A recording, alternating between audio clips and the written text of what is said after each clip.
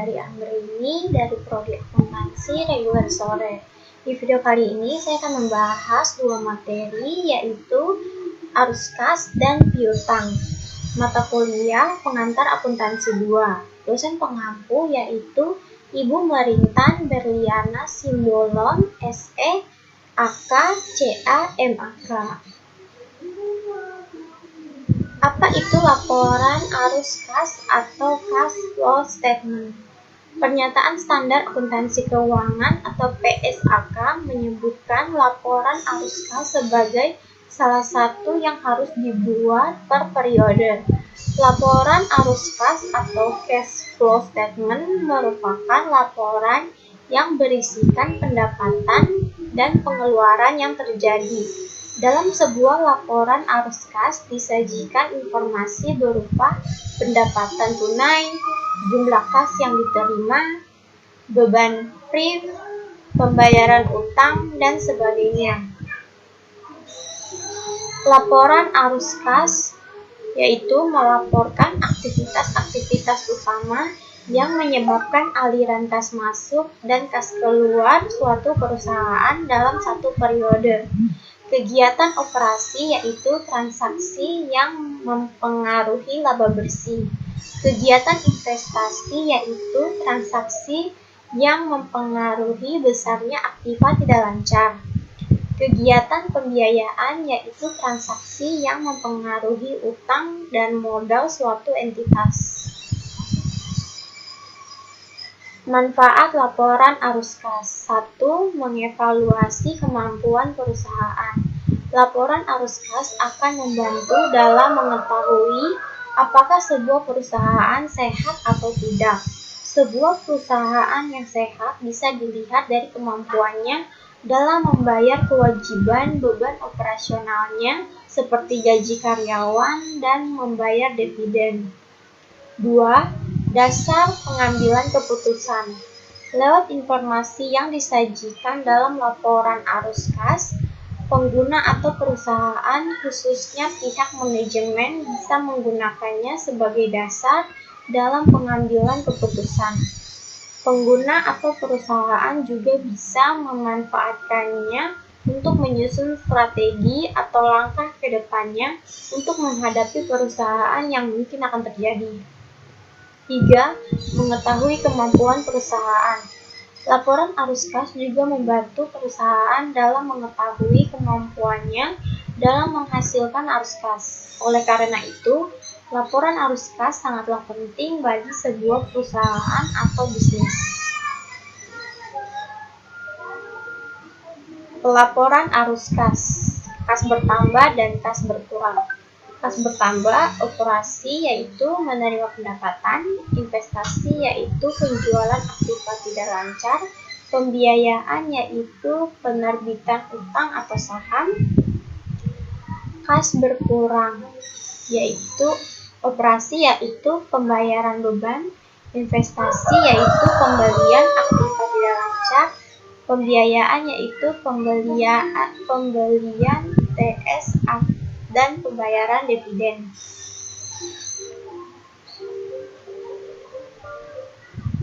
Pelaporan arus kas, jenis kas masuk dan jenis kas keluar.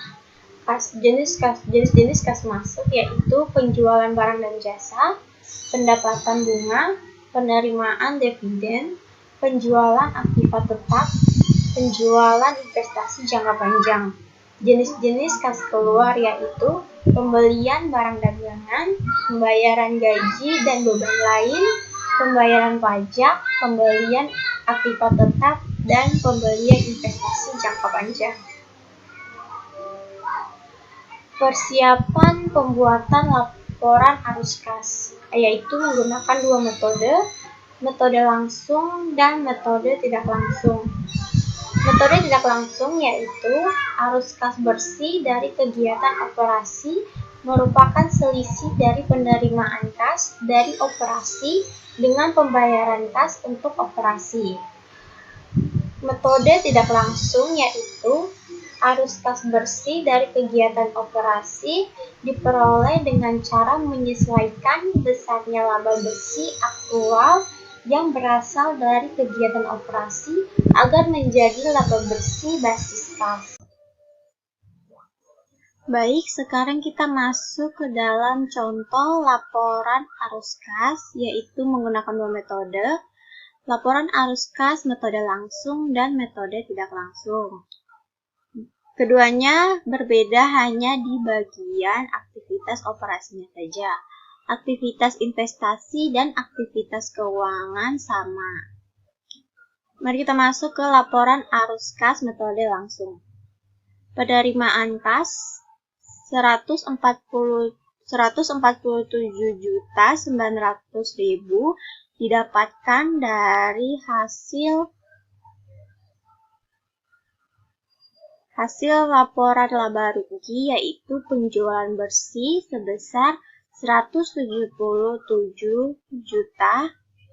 Kita kurangkan atau tambahkan dengan laporan keuangan, yaitu dari piutang usaha dan cadangan kerugian piutang. Dari tahun 2020 ke 2021 mengalami kenaikan, maka kita akan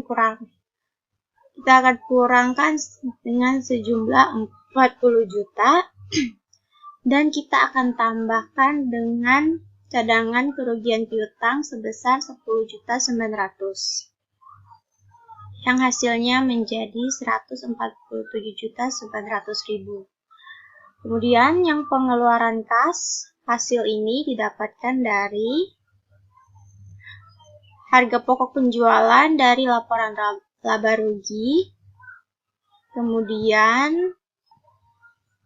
kemudian kita kurang atau tambahkan, yaitu perlengkapan. Di sini dari tahun 2020 ke 2021 mengalami kenaikan, maka kita kurangkan dengan 2 juta. Kemudian ada persediaan, di sini mengalami penurunan, maka kita akan tambahkan dengan 2 juta. Selanjutnya, di sini ada utang usaha, sama mengalami kenaikan juga, jadi kita kurangkan sebesar 50 juta. Kemudian ada utang gaji. Utang gaji di sini mengalami kenaikan juga, jadi kita akan kurangi dengan 10 juta. Kemudian kita akan kurangkan dengan akumulasi penyusutan peralatan sebesar 5 juta dan akumulasi penyusutan kendaraan sebesar 3.400.000. Ini sama-sama dikurangkan, maka hasilnya menjadi 11.600.000. Untuk beban operasi perusahaan sebesar 47.300 didapatkan dari total semua beban dalam laporan laba rugi, yaitu hasilnya 47.300. Kemudian kita akan hitung jumlah dari arus kas dari aktivitas operasi, yaitu penerimaan kas, kita kurangkan dengan pengeluaran kas, dan kita juga kurangkan dengan beban operasi perusahaan, maka totalnya menjadi 89 juta. Baik, kita akan lanjut ke laporan arus kas metode langsung dari aktivitas operasi. Laba perusahaan ini didapat dari laba usaha sebesar 49.700.000. Kemudian kenaikan piutang. Karena di sini naik, maka di sini menjadi minus. Dapat dari laporan keuangan, yaitu piutang usaha sebesar 40 juta. Terus ada kenaikan CKP. Kalau kenaikan CKP di sini tetap menjadi plus. Kemudian ada kenaikan perlengkapan, kemudian naik menjadi minus 2 juta. Ini didapatkan dari laporan keuangan. Kemudian ada penurunan persediaan. Di sini menjadi plus karena dia menurun. Kemudian ada kenaikan akumulasi penyusutan peralatan. Di sini tetap plus. Kemudian ada kenaikan akumulasi penyusutan kendaraan. di sini tetap plus. Kenaikan utang usaha di sini juga tetap plus. Kenaikan utang gaji di sini juga tetap plus. Ini didapatkan dari laporan keuangan. Kemudian kita jumlahkan semuanya ini. Totalnya kas bersih dari aktivitas operasi menjadi 89 juta. Yaitu sama dengan laporan arus kas metode langsung. Hasilnya balance sama-sama 89 juta. Kemudian kita masuk ke dalam arus kas dari aktivitas investasi. Dari metode langsung dan tidak langsung di sini sama, keduanya sama, yaitu pembelian peralatan dan pembelian kendaraan.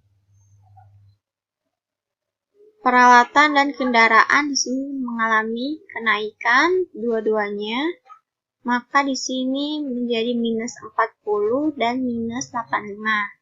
Kita totalkan keduanya menjadi minus 125 juta.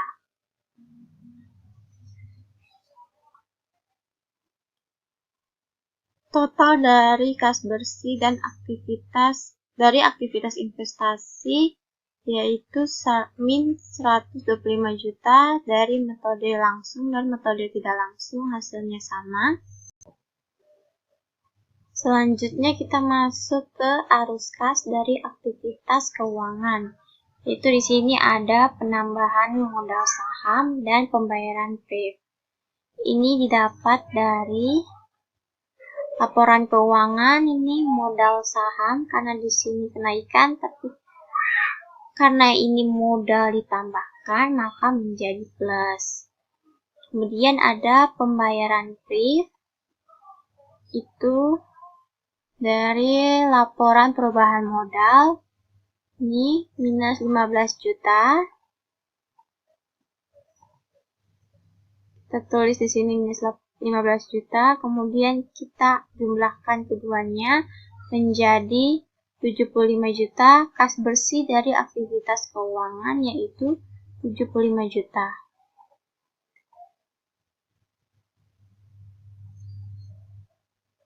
Dan ini hasilnya balance antara laporan keuangan metode langsung dan tidak langsung, sama-sama 75 juta. Selanjutnya yaitu kenaikan kas atau kas setara kas. 39 juta kita dapatkan dari laporan keuangan yaitu dari kas 39 juta.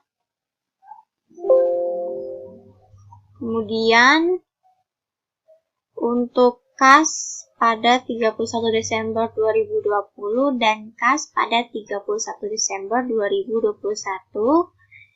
sama dari laporan keuangan yaitu kas tahun 2020 sebesar 250 juta dan 2021 sebesar 289 juta.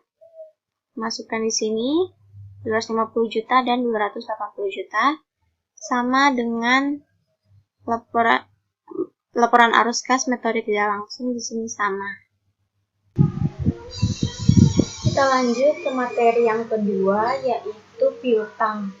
Apa itu piutang? Piutang adalah suatu hak pembayaran milik perusahaan terhadap suatu pihak karena telah menerima produk atau jasa tapi belum membayarnya dengan lunas. Di dunia akuntansi, pengertian piutang adalah hak pembayaran yang legal ditagih atas produk atau jasa dengan pembayaran tidak tuntas di periode tutup buku. Piutang adalah jenis aktiva termasuk dalam aset lancar. Oleh karena itu, proses pembayarannya harus jelas dan sesuai tempo. Jika sebuah perusahaan dengan sangat terpaksa tidak dapat mengklaim piutangnya, maka pihak keuangan berkewajiban memasukkan piutang tersebut ke dalam jurnal tersendiri, yaitu jurnal piutang tak tertagih. Perbedaan hutang dan piutang. Secara bahasa Indonesia, Perbedaan hutang dan piutang sangatlah jelas. Hutang merupakan kewajiban pembayaran atau jasa yang telah diterima, sedangkan piutang berarti sebaliknya. Akan tetapi dalam proses pelaporan keuangan, perbedaan hutang dan piutang perlu dilihat dari berbagai aspek. Hutang termasuk dalam akun kredit saat dibayar dan akun debit saat diterima. Selain itu, hutang juga termasuk liabilitas. Jika hutang tersebut perlu dibayar dalam waktu kurang dari 1 tahun, maka disebut liabilitas jangka pendek. Sebaliknya, jika jatuh tempo hutang lebih dari 1 tahun, maka sebutannya adalah liabilitas jangka panjang. Sementara itu, piutang adalah hak pembayaran atas jasa yang sudah dilakukan perusahaan. Saat perusahaan mengeluarkan piutang, pencatatannya masuk dalam akun kredit. Sedangkan saat piutang dibayar, akunnya pun dipindah menjadi debit. Dari segi laporan neraca, piutang termasuk dalam aset lancar. Ciri-ciri piutang. 1. Punya tanggal jatuh tempo. Piutang adalah transaksi dengan jatuh tempo tertentu berdasarkan kesepakatan pihak debitur atau yang berhutang dan kreditur atau pemberi hutang. Tanggal jatuh tempo penting guna menjaga stabilitas arus kas perusahaan. Selain itu, penentuan jatuh tempo juga akan memudahkan akuntan dalam menyusun jurnal keuangan periode. 2. Dapat memiliki bunga. Ciri-ciri piutang berikutnya adalah perusahaan selaku pihak kreditur dapat menentukan apakah piutang yang dikeluarkannya memiliki bunga atau tidak. Jika perusahaan mewajibkan piutang dengan bunga, maka pelaporannya dalam jurnal wajib disendirikan. 3. Memiliki konsekuensi telat pembayaran. Ciri-ciri piutang yang terakhir adalah menimbulkan risiko saat telat dibayar. Piutang adalah salah satu komponen asas penentu lancar tidaknya operasional perusahaan, sehingga perusahaan perlu memberikan konsekuensi tegas bagi pihak-pihak debitur yang telah melakukan pembayaran. Konsekuensi ini bisa berbentuk blacklist atau bahkan pelaporan ke pihak berwajib. Jenis-jenis piutang. 1. Piutang usaha atau dagang. Piutang usaha adalah piutang karena penundaan pembayaran oleh konsumen yang telah menerima produk atau jasa. Piutang usaha juga sering dikenal dengan istilah piutang dagang karena terjadinya disebabkan transaksi jual beli antara produsen dan konsumen. Meski demikian, piutang dagang atau usaha tidak selalu terjadi karena konsumen membeli secara kredit. Beberapa faktor lain penyebab terjadinya piutang usaha adalah pre-order barang, sistem distribusi stok retail, dan cicilan menggunakan pihak ketiga. Piutang usaha adalah piutang tanpa mensyaratkan bunga, dan proses pengembaliannya bervariasi antara beberapa hari sampai beberapa bulan. 2. Piutang wesel. Perbedaan dengan piutang dagang, piutang wesel adalah piutang yang terjadi dengan kesepakatan antara kreditur dan debitur. Proses terjadinya piutang wesel adalah suatu pihak mengajukan pinjaman kepada pihak lain dan menjanjikan pembayaran di waktu tertentu. Saat memberikan piutang wesel, umumnya perusahaan akan mengeluarkan surat kontrak di atas materai dengan tanggal jatuh tempo dan bunga tertera. Apabila pihak penerima hutang melanggar, maka perusahaan berhak melakukan konsekuensi sesuai kesepakatan dalam surat kontrak tersebut. 3. Piutang lain-lain. Sementara itu, piutang lain-lain adalah piutang di luar piutang dagang dan wesel.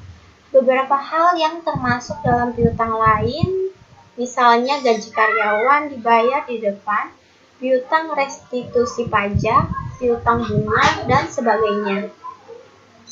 Contoh-contoh persyaratan piutang. Persyaratan saldo akhir bulan. Persyaratan saldo akhir bulan adalah bentuk persyaratan piutang berupa jumlah sisa hutang perlu dibayarkan debitur di periode-periode berikutnya. Selain sebagai tanda pembayaran, persyaratan saldo akhir bulan juga digunakan sebagai pengingat jumlah sisa hutang dan tanggal jatuh tempo hutang wajib lunas. Faktur belum dibayar. Faktur belum dibayar adalah faktur yang dikeluarkan perusahaan untuk distributor atau konsumen dengan piutang dagang. Faktur belum dibayar umumnya berisi jumlah barang dibeli, nominal uang muka, sisa piutang, dan jatuh tempo pelunasan. Saldo berjalan. Saldo berjalan adalah pernyataan piutang yang dibuat akuntan khusus untuk internal perusahaan melalui pencantuman piutang sebagai saldo berjalan.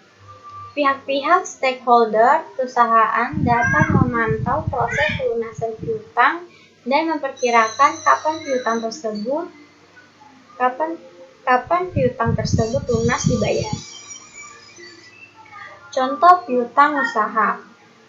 PT Delima Jaya adalah sebuah perusahaan yang menjual produknya kepada pabrik kopi Lyong senilai 150 juta. Pihak pabrik kopi Lyong baru membayarkan sebagiannya, yaitu senilai 25 juta, dan sisanya akan dilunasi pada bulan berikutnya.